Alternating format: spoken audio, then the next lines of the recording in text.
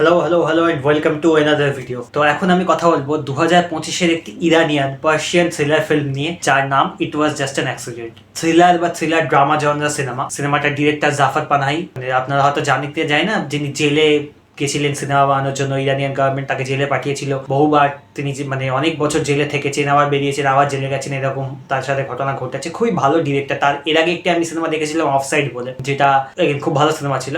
তো এই সিনেমাটা ইট ওয়াজ জাস্ট অ্যান অ্যাক্সিডেন্ট। এই সিনেমাটার গল্পটা কি, ওয়াহিদ বলে আমাদের যে মেইন ক্যারেক্টার, সে একদিন একটা লোকে দেখা পাচ্ছে, যে লোকটাকে দেখে ওয়াহিদের মনে হচ্ছে যে এই লোকটা তাকে টর্চার করেছিল বহুদিন আগে, এবং সে সেই লোকটাকে তুলে নিয়ে যাচ্ছে তার থেকে বদলা নেবে বলে। বাট সে শিওর নয় যে এই লোকটা সে কিনা। তাই জন্য অন্যান্য যারা প্রিজনার ছিল তাদেরকে সে ডাকছে, এবং তারা সবাই মিলে ঠিক করছে যে এবার এই লোকটার সাথে কি করা উচিত কি করা উচিত না, সেই নিয়ে সিনেমাটা চলছে। সিনেমাটা বেশ একটা সিরিয়াস সিনেমা। এই যে ব্যাপারটাই যে এই লোকটা তাদেরকে বহুদিন আগে টর্চার করেছিল, যেটা খুবই খারাপ। সে গভর্নমেন্টের জন্য হয়ে রেজিমের আন্ডারে কাজ করে সে টর্চার করেছে, এবং এখন এরা বদলাটা নিতে আছে। কিন্তু সিনেমাটা প্রশ্নটা এখানেই তোলে যে এরা যে বদলাটা নিতে আছে সেটা কি নেওয়া উচিত। এই যে কোয়েশ্চেনটা, যে এইটা কি জাস্টিস, এইভাবে যে তারা বদলাটা নেওয়ার প্ল্যান করছে, এটা কি জাস্টিস, বা এই যে মোরালিটির প্রশ্নটা, এটাই হচ্ছে সিনেমাটার থিম। একটা ক্যারেক্টার আছে সিনেমাতে দেখানো হয়েছে হামিদ বলে, যে চায় সেই টর্চারটা করতে। সে একদমই লোকটাকে বাঁচিয়ে রাখতে চায় না।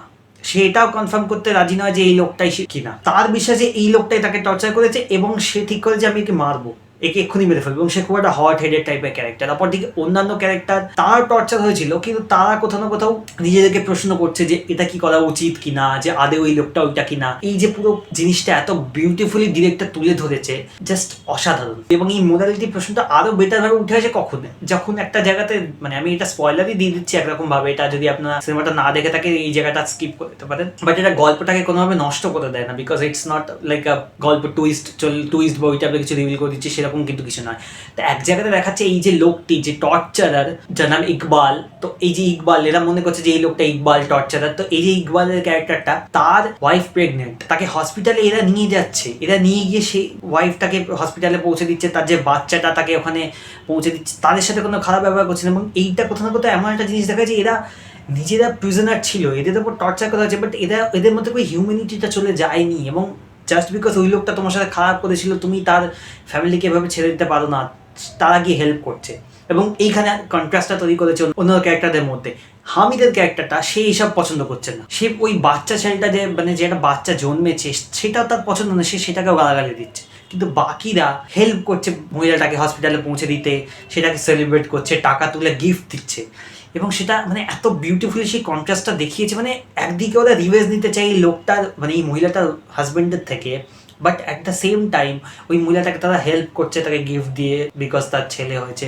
এই যে মোরালিটির ব্যাপারটা অডিয়েন্স হিসেবে হয়তো প্রশ্ন করতে বাধ্য করে, যে যেটা কি তারা করছে লোকটার সাথে, সেটা কি ঠিক? এই যে বদলা নেওয়ার ব্যাপারটা, অবভিয়াসলি লোকটা হয়তো এদের সাথে খারাপ কিছু করেছিল, কিন্তু এই তারা যেটা করছে এটা কি ঠিক? আর লোকটার একটা ফ্যামিলি আছে, লোকটার বাচ্চা মেয়ে আছে, লোকটার নতুন ছেলে হয়েছে, এবং তারা সেইটাকে টেক কেয়ার করছে। এবং তার পরবর্তীতে তারা লাস্টে গিয়ে ডিসাইড করছে যে সেই লোকটাকে ছেড়ে দেবে। এবং ওই জায়গাটা যেখানে তারা লোকটাকে এক জায়গায় গাছের সাথে বাঁধছে, এবং বেঁধে লোকটাকে দিয়ে কনফেস করাচ্ছে অ্যাট ফার্স্ট যে তুমিই টর্চারার। সেই প্রথমত মানতে রাজি ছিল না, তাকে কনফেস করাচ্ছে তাকে দিয়ে যে তুমিই টর্চারার। ওই যে সিনটা না, একটা লম্বা ওয়ান টেক সিন চলছে, লোকটার ওপর ক্যামেরাটা ফিক্সড। আমরা দেখতে পাচ্ছি দুটো ক্যারেক্টার তার লোকটার সাথে কথা বলছে। মেইন ক্যারেক্টার ওয়াহিদা, একটা ক্যারেক্টার আছে শিবা বলে, দুজনে কথা বলছে অল্টারনেট। এবং ওই সিকোয়েন্সটা এত বিউটিফুলি ডিরেক্টেড, শুধু নয় অ্যাক্টেড এত বিউটিফুলি। লোকটা বাঁধা, পুরো সিনটা ওয়ান টেকে দেখে মনে হচ্ছে ওয়ান শট, ঠিক আছে, ক্যামেরা মুভ করছে না, জাস্ট লোকটার উপর ফিক্সড। এবং ওই লোকটার যা অ্যাক্টিং, যে লোকটা টর্চারারের অ্যাক্টিংটা করেছে ইকবালের, তার এত ভালো অ্যাক্টিং, তার যে কনফেশন, সেই ডায়লগসগুলো এত ব্রিলিয়ান্ট, এত দুর্দান্ত লেগেছে সিনেমাটার আমার। এবং তারপরে সিনেমাটা যাবে এন্ড হয়, সিনেমাটার এন্ডিং এর যে শটটা ব্রিলিয়ান্টলি ডিরেক্টেড। আমি জানি না কি বলবো, যে সিনেমাটা ওই যে লাস্ট যে শটটা, যে ওয়াহিদের ক্যারেক্টারটা দাঁড়িয়ে আছে ক্যামেরার দিকে পিট করে, সে ক্যামেরার দিকে ফিরছে না, এবং সে পিছনে শুনতে পাচ্ছে পায়ের আওয়াজ, এবং ওটা ওই লোকটারই পায়ের আওয়াজ, যে টর্চারারটা। তার প্রথমে পায়ের আওয়াজটা ক্লোজের দিকে এলো, ক্রমশ কাছের দিকে এলো, অ্যান্ড দেন তারপর দূরে চলে গেল, and that's it, the film ends. সেই জায়গাটা এত ব্রিলিয়েন্টলি দেখানো হয়েছে না, জাস্ট অসাধারণ। পুরো সিনেমাটোগ্রাফিটা না খুব ন্যাচারাল ভাবে শুট করা, বিকজ পারমিশন ছাড়া শুট করেছে জাফর পানাহি।